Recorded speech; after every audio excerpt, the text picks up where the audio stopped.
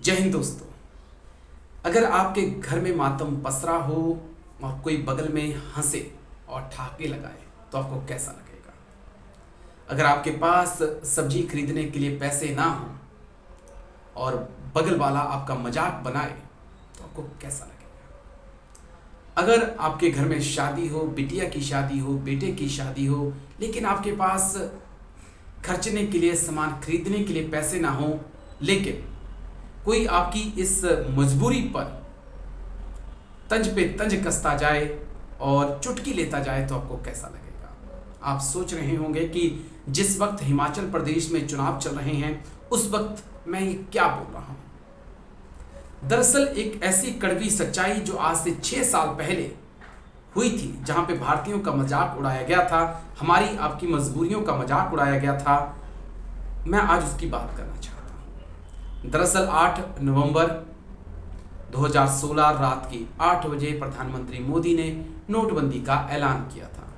उसके बाद प्रधानमंत्री मोदी ने 50 दिन भी मांगे थे, लेकिन उसके बाद प्रधानमंत्री मोदी जब जापान पहुंचे थे, 12 नवंबर की बात है, भारतीय समुदाय से वो बातचीत कर रहे थे, तब उन्होंने किस प्रकार से हमारी और आपकी मजबूरियों पर चुटकियां ली थी, पहले आप वो सुनिए।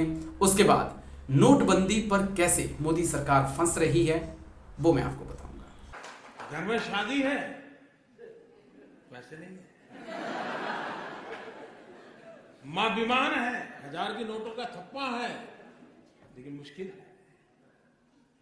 इन सब के बावजूद भी तकलीफ है, ये पता है, खुद को है पता है, अड़ोस पड़ोस को है पता है, उसके बावजूद भी लोग मुंह में उंगली डाल डाल करके पूछवाते थे, मोदी को कुछ बोलो।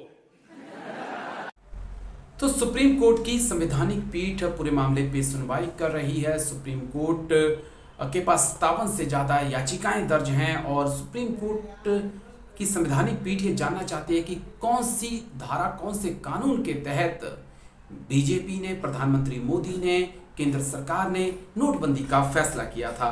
आरबीआई की धारा 26 को लेकर लगातार चर्चा चल रही है कि धारा 26 बोलती है कि केंद्र को विशेष मूल्य वर्ग की करेंसी नोटों को पूरी तरह से रद्द करने के लिए अधिकृत नहीं करता। यानी कि पूरे नोटों को आप नहीं बदल सकते, आप कुछ नोटों को बदल सकते हैं, लेकिन यहाँ सब कुछ बदल दिया गया था। तो इसी पे 57 याचिकाएं हैं और उस पर सुनवाई हो रही है।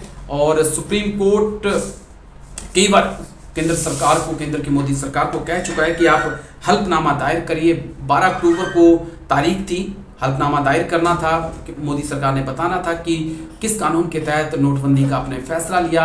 हल्फनामा दायर नहीं किया गया, नई तारीख मांगी गई, सुप्रीम कोर्ट ने 9 तारीख दी, 9 नवंबर की तारीख दी, वहां पे भी हल्फनामा दायर नहीं किया गया और सुप्रीम कोर्ट भी ने इस तक टिप्पणी की कि हम कब तक आपके हल्फनामे का इंतजार करते रहेंगे।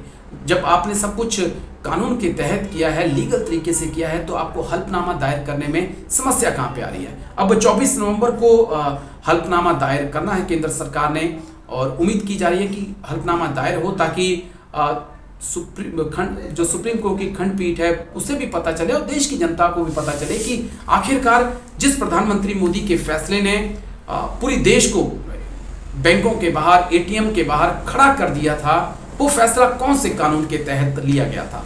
देश को भी पता लगे कि जिस फैसले के कारण कई बुजुर्ग, कई लोग जो हैं वो बैंकों के बाहर मर गए, वो किस कानून के तहत लिया गया था। देश को भी पता लगे कि जो बेरोजगारी बढ़ी, जो जीडीपी नीचे चली गई, कई रोजगार जो है वो चौपट हो गए, उद्योग धंधे चौपट हो गए, लोगों का रोजगार छिन गया, तो वो किस कानून के तहत लिया गया था।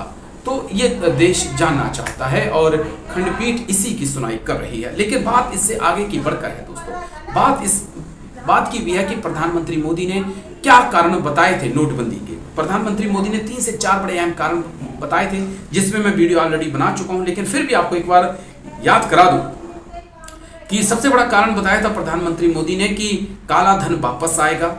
काला धन स्विस बैंक में बढ़ चुका है और 15 साल का रिकॉर्ड उसने तोड़ा है। जाली नोट का चलन खत्म हो जाएगा। जाली नोट बहुत ज्यादा जो हैं वो मार्केट में है, इस चीज को नकारा नहीं जा सकता। आज नेपाल, बांग्लादेश, पाकिस्तान सब 2000 के नोट छाप रहे हैं और हमारे मार्केट में उतार रहे हैं और आरबीआई भी इन चीज़ों को मान चुका है।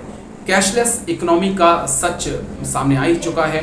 बेशक हम कैशलेस इकोनॉमी की तरफ बढ़े हैं, लेकिन अभी भी लोगों का मानना है कि कैश है तो ऐश है। उसके बाद जीडीपी पर असर है, ये आपके लिए समझना बहुत ज़रूरी है। ये लास्ट पॉइंट हमसे रह गया था। 2015-16 की बात करें तो नोटबंदी से पहले 8.1% के आसपास हमारी ग्रोथ थी जीडीपी की। 2016-17 में 7.11 हुई और उसके बाद 6.1 आई और फिर 5 से भी नीचे चली गई। तो आप अंदाज़ा लगाइए कि जीडीपी पर कितना ज़्यादा असर पड़ा है। इसके अलावा अगर हम बात करें इस बात की कि जीडीपी की बात ना करें तो कितने छोटे उद्योग धंधे थे वो सारे खत्म कर दिए थे नोटबंदी ने। तो यही है फैसला। दरअसल ये सारी चीज़ें तो आपको पता है। मेरा बताने का मतलब ये था कि आज से 6 साल पहले प्रधानमंत्री मोदी जब जापान में थे, हम लोग बैंकों के बाहर लाइन में खड़े थे। प्रधानमंत्री मोदी जापान में थे और किस प्रकार से उन्होंने भारतीयों की उस परिस्थिति के लिए, उन हालात पर चुटकी ली थी, वो आप फिर से एक बार सुन लीजिए। वीडियो अच्छा लगेगा तो आप लाइक, शेयर, सब्सक्राइब जरूर करिएगा। जय हिंद, वंदे मातरम।